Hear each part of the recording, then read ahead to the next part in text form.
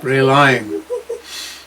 Durba, apeksha, indicates a reason that is the attainment of compounded and uncompounded phenomena of their own entities in reliance upon their respective parts. And I think that rely is a good translation of durba. I don't know much of anything about the Sanskrit word apeksha. I mean, it's another indeclinable, the ya ending. But I haven't looked into the verbal root of apek. But anyway, durba in Tibetan clearly, I think rely is a good translation. I can't, there's a word coming up later where I just had to find another word meaning depend, and when it comes up, I'll mention it. I just had to find another word. Indicates so attainment of an entity in reliance upon their respective parts. Now this is Jang-kya speaking. And yes, I did want to begin today by mentioning and passing along what I would call a quintessential instruction.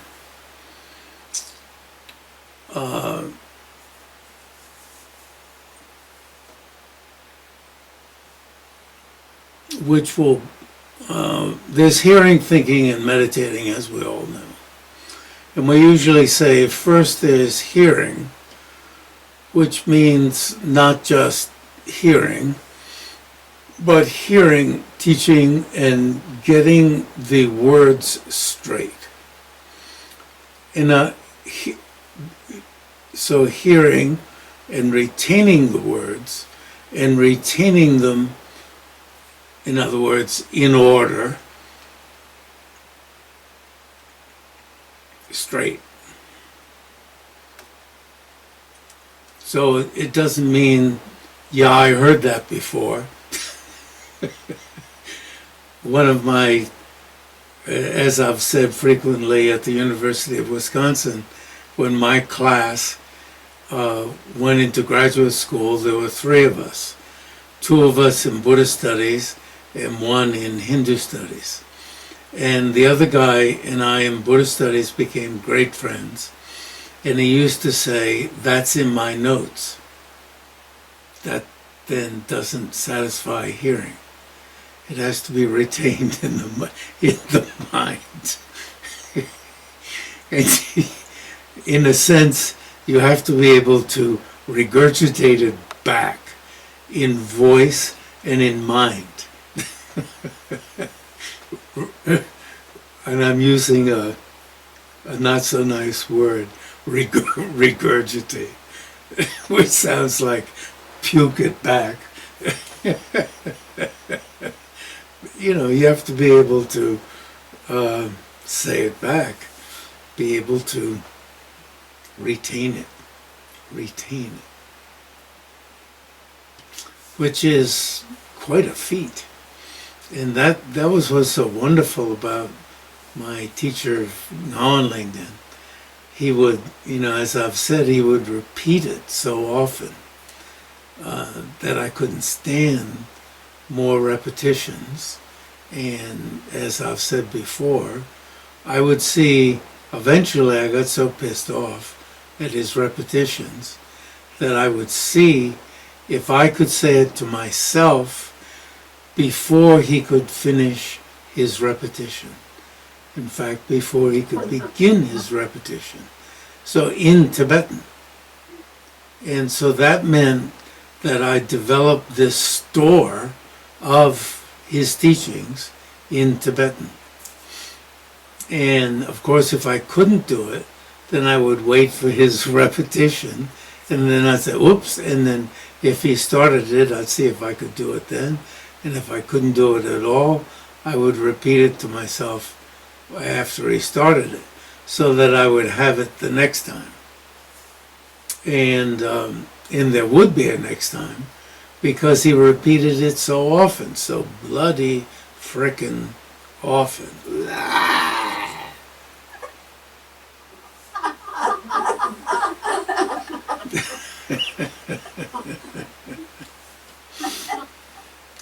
And he would say, "Jigsong-e, is that okay?"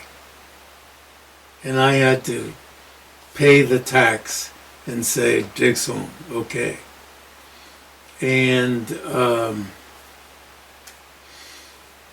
it was great. It was fantastic. So, it was like I was the, what do you call when you're packing sausage? The thing that you pack the sausage into, pack the meat into. I was the skin, the sausage skin. It was like undergoing propaganda. It was that as if, the speaker was, but it really worked. And he was, and as I've said before, really, he's an old man. He's younger than I am, 72. And he was sitting we'd pass by his big room. He had the best room in the house, countryside in Wisconsin, Cambridge, Wisconsin. And we had to pass by his room, and he'd be sitting there because he had been, had become abbot of what I call the Tantric College of Lower Lhasa. Lower is a joke. I mean, it wasn't called that.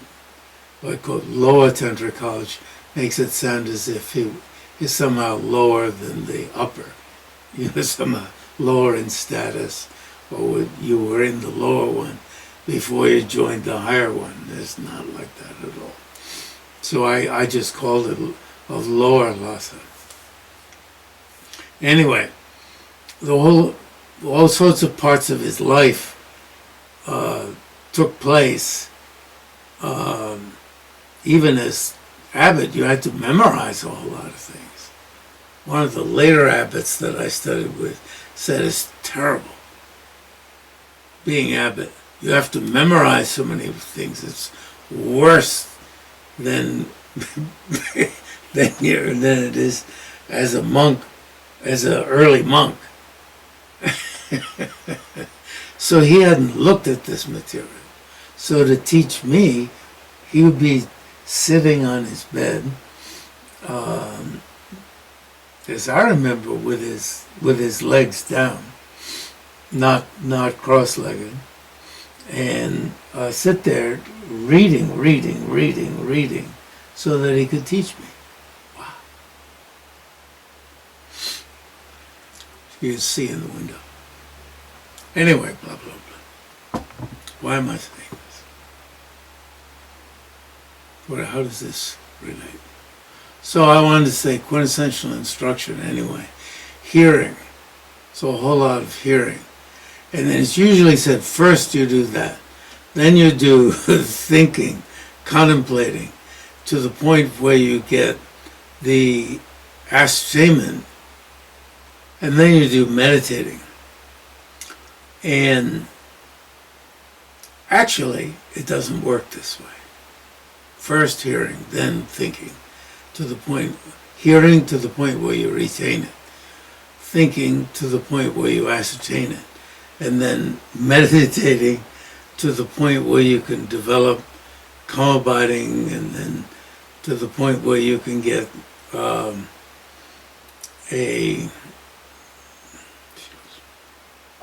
meditative stabilization, which is a union of calm abiding and special insight. Actually, it doesn't work that way. You have to be doing all three as you go along. His Holiness is great about pointing out how the interaction of these three, or of cultivating compassion and wisdom, go together. When His Holiness teaches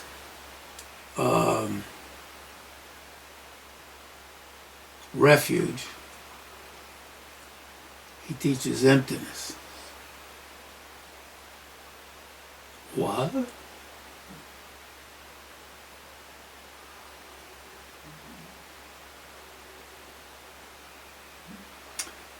How these various practices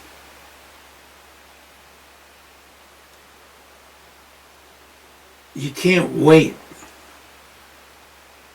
for the whole of one to finish before you begin the next one.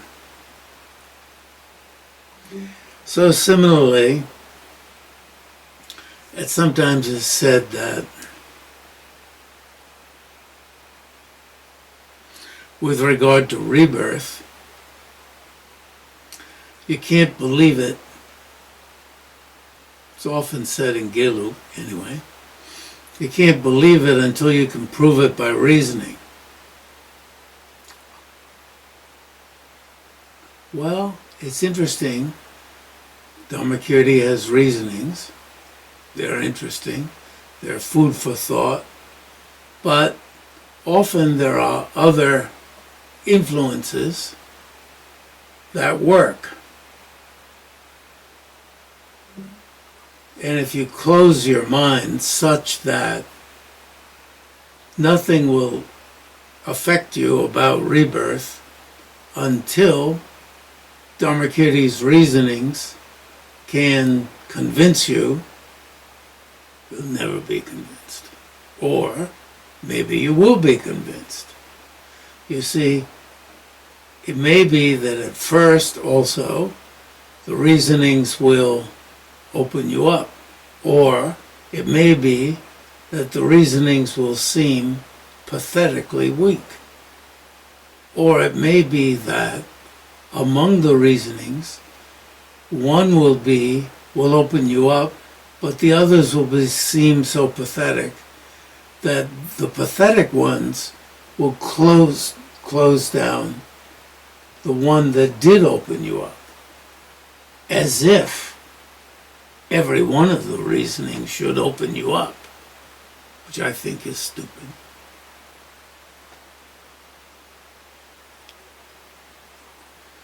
Also, for instance, when you hear the nature of the mind is clear light,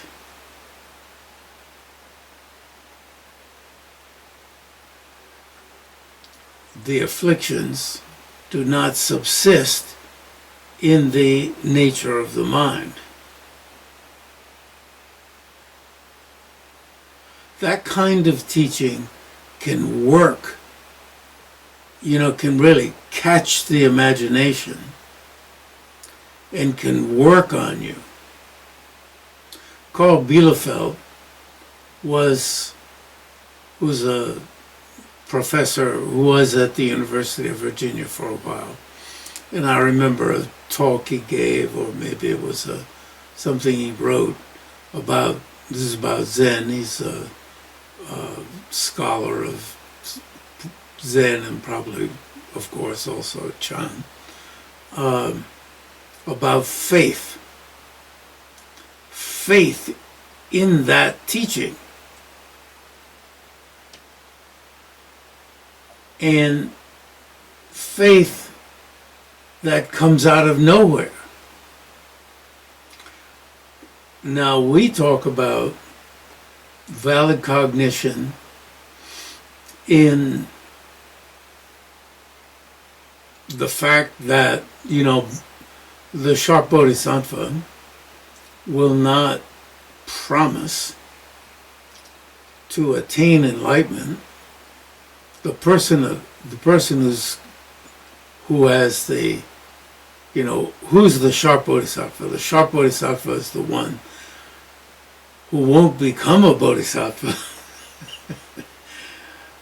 until that person knows that enlightenment is possible, knows with valid cognition that enlightenment is possible, and thus has to know that afflictions don't subsist in the nature of the mind.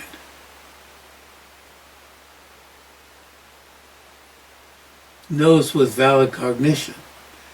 And so it's not by faith. The follower of faith is someone who accepts that by faith. It strikes me as kind of too bad if you had to wait for valid cognition in the nature of the mind, and you couldn't have sufficient faith in the nature of the mind to be able to use faith in the nature of the mind to concentrate, to wonder. Oh. And, even as you're going to sleep or as you're meditating, to think, how would that be? How could it be? You see? To block yourself away from reflecting on the nature of the mind just because you felt, I have to block that, and I must, I'm mocking, I must penetrate Dharmakirti's reasonings and won't allow faith in the pure light nature of the mind. I won't allow that. Do both. Do both. Open my mind to both.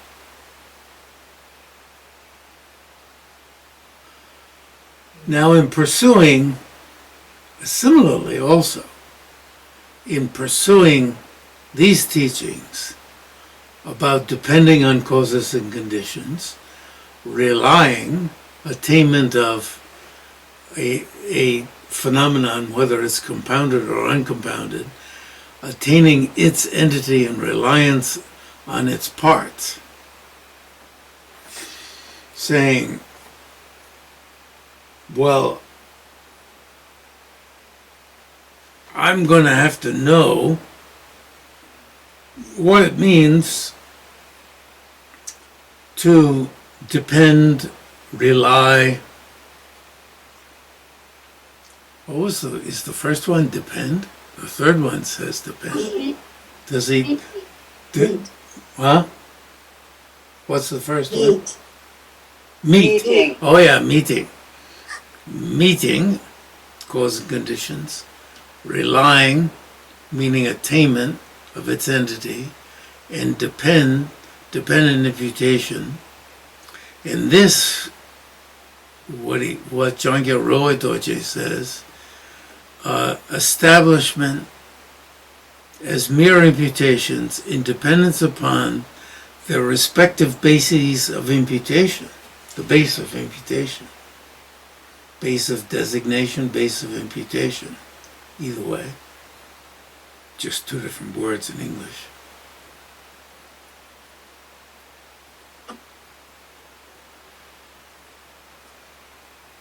Until I understand the third, and within the third, forget about independence upon their respective bases of imputation.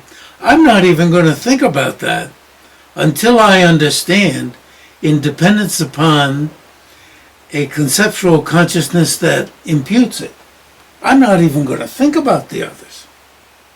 I'm going to close my mind to all the others. How stupid can you be?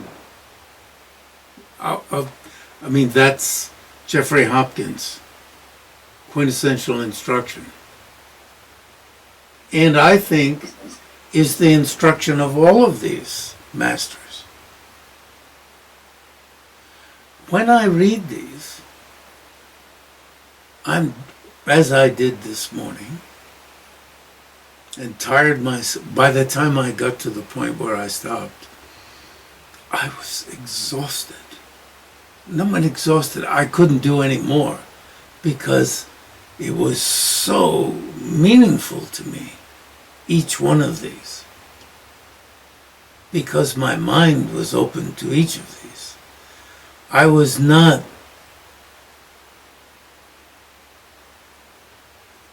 prevented by anyone's having said, and it's not bad that they said it, that you must know some particular one, and having drawn the conclusion that all the others were garbage. If they were garbage, then what Buddha said was garbage, Nagarjuna said was garbage, what Chandrakirti said was garbage, and then every bloody thing that every bloody one of these that Jang-kya Röl-pay-dor-jay said was garbage. In other words, I allowed what Jang-kya Röl-pay-dor-jay and Chandrakirti and Nagarjuna and I just saw a name here, Aryadeva said, to be stimulating. But in other words, if I could be stimulated by any of them, and thus I was stimulated by all of them, and at the end was some beautiful thing where the fantastic scholar of Sergey, what's his name? I forget his name right now. Got too tired. He had a particular assertion. He's a wonderful, unbiased scholar from Sergey, whose opinion was being challenged. And I thought, oh, that'll be interesting to get into. And then, oh no, I can't handle this. I'm too tired. So I went upstairs and took a nap. Okay. Anyway, you get my point. And that's in other words, my point is remain open, and of course remain wanting to know what this other one means. As what's so interesting also is the long note that's in here. I was also wondering, I keep reading the same stuff in each of my preparations. I didn't read it today. The long note from His Holiness that discards all of this and gives a different reading, different explanation. And one has to understand really that he's not discarding all of this, but is giving another reaction. So the willingness, for instance, with regard to the nature of the mind is Semkya Ranshin Ursawa. The nature of the mind is clear light. What is it? I'm saying the afflictions. But Trimanamnya Loborwa. The defilements are adventitious. Adventitious doesn't mean uncaused. Adventitious means don't subsist in the nature of the mind. Thanks.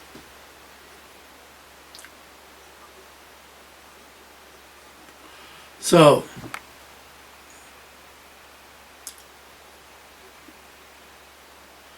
it's really, if one, the tangle of different thoughts and opinions about this topic is such that it can close one down.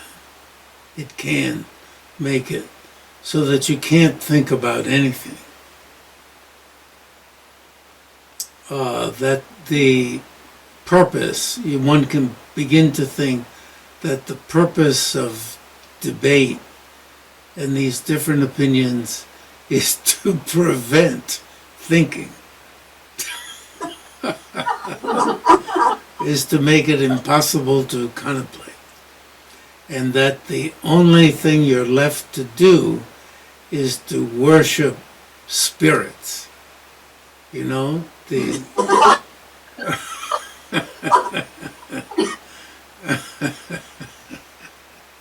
That's really funny.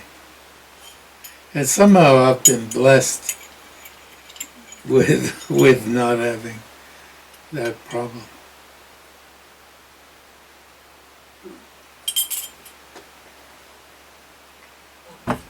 Ginger and honey. Thank you for the honey, by the way. I haven't gotten to your honey yet, but it's sitting on the counter. And I think, oh, that must be even better than the one I'm finishing up. We blessed it for you. Yes, it has a higher oomph number. I noticed the higher oomph number.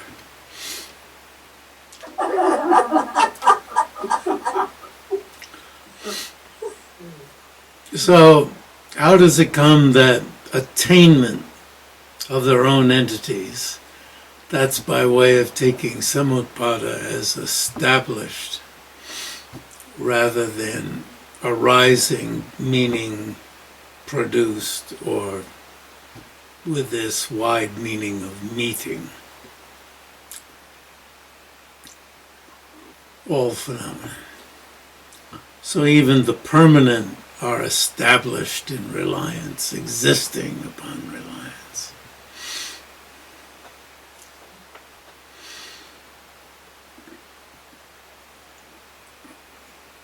And it's not just the autonomous, but Aryadeva, of course, is shared with everyone, but this is a favorite of Aryadeva's. And as I've said before, Ladi Jang-kya Röl-pay-dor-jay, we of course referred to him as Ladi Rinpoche. I never really knew his name until after he passed away. Ladi Jang-kya Röl-pay-dor-jay. Ladi Jang-kya Röl-pay-dor-jay. I have difficulty saying his name because I never used it while he was alive. Ladi Rinpoche. He lived in a big apartment, a big university apartment I had on Rugby Road. I had a nice apartment that looked out to the Blue Ridge that is right over there, right nearby.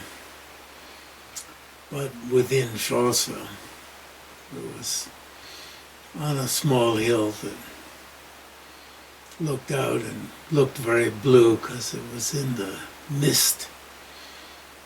The mist, well, what do you say, in all of the muggy heat of Charlottesville. So it looked blue. That's why it's called the Blue Ridge. It's right out there. This property is, is in Egypt, as I've told you. And it's so far from so-called far, only 35 minutes from Charlottesville, very windy road. But it's got, you look out the front window and there's the Blue Ridge. And the whole property is, which was very cheap when I bought it. Length of a forearm. The Ladi Rinpoche explained that the forearm, whichever part of it is, has a certain number of I forget the finger widths, and that's the number of whatever it is. If it's the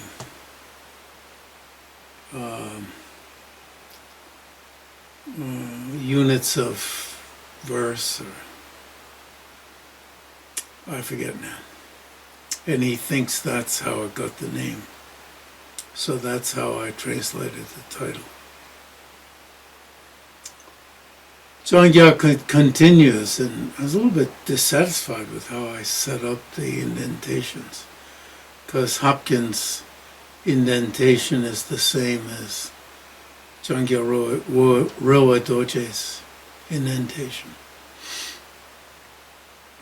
Dependence, pratica here, indicates the reason is the dependent imputation of all phenomena.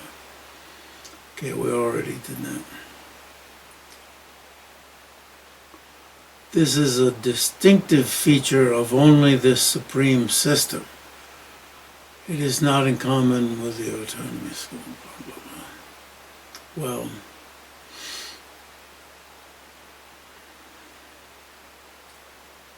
now Jang-kya is going to, Jang-kya actually is a high J. Lopez, who's translated and published now his entire book of tenets, which I celebrate greatly,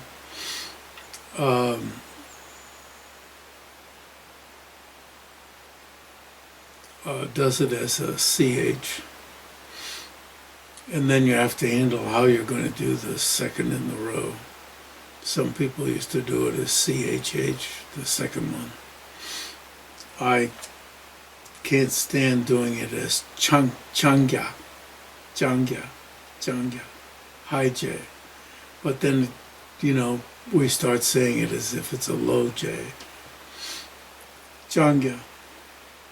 I used to put a line over the J to indicate it's a high J. But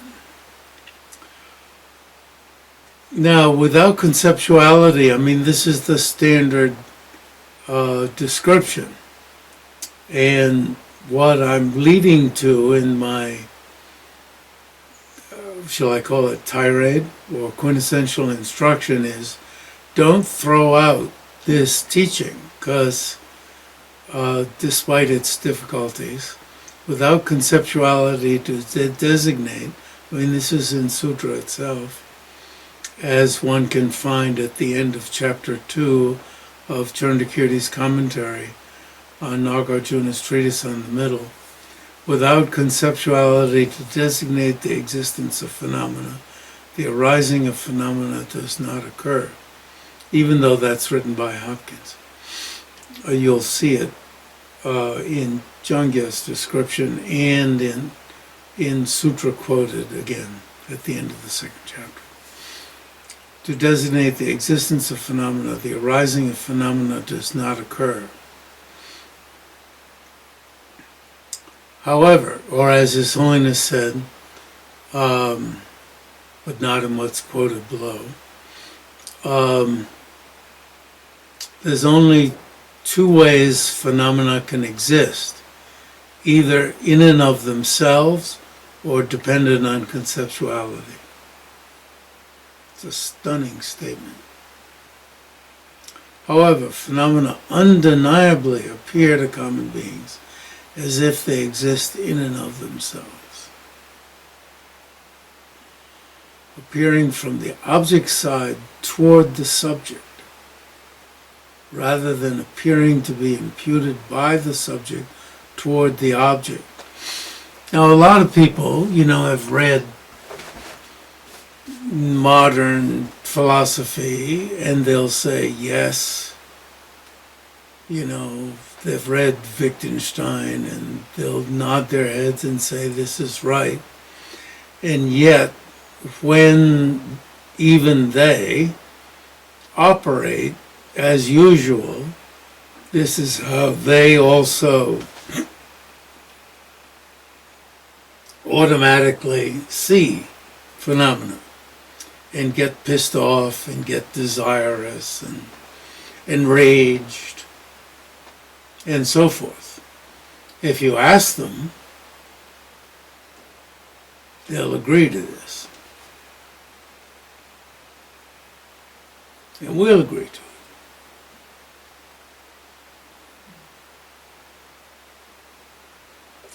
But when I see the new coffee ice cream with chocolate bits in it, and go to the store as I did the other day and see if you buy 5 of them, they cost only $2.73 each. I buy 5 and think I've got a treasure.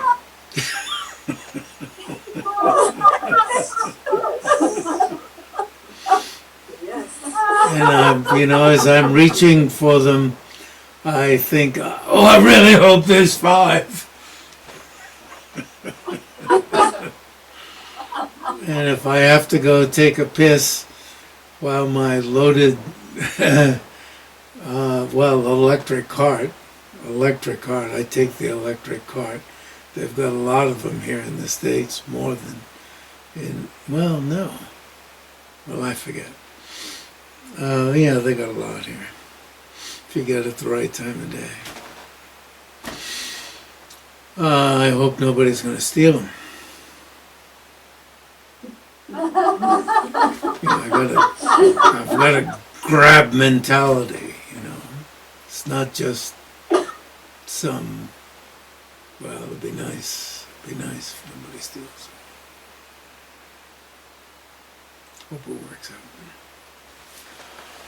Although I do have some, I would probably laugh at it if somebody did steal it. Not too bad off. Okay. Establish independence upon the basis of imputation. Interesting that that's what Jang-kya says first. Establish independence upon imputing consciousness. Special meaning and the consequence. The other 2 meanings Hopkins emphasizes by putting in the word wholeheartedly. Nying takpane, from the depths of the heart. So wholeheartedly isn't such a, from the depths of the heart would be better to reflect the Tibetan Nying takpane, accepted by the consequentialists. But their own special meaning is to take dependent arising. And I'm trying to stop saying referring to take dependent arising as the imputation of phenomena dependent upon the basis of the imputation as well as dependent upon conceptuality that imputes them. Now, I'm saying don't wipe that out, because Jang-kya and so forth are saying that, even Buddha.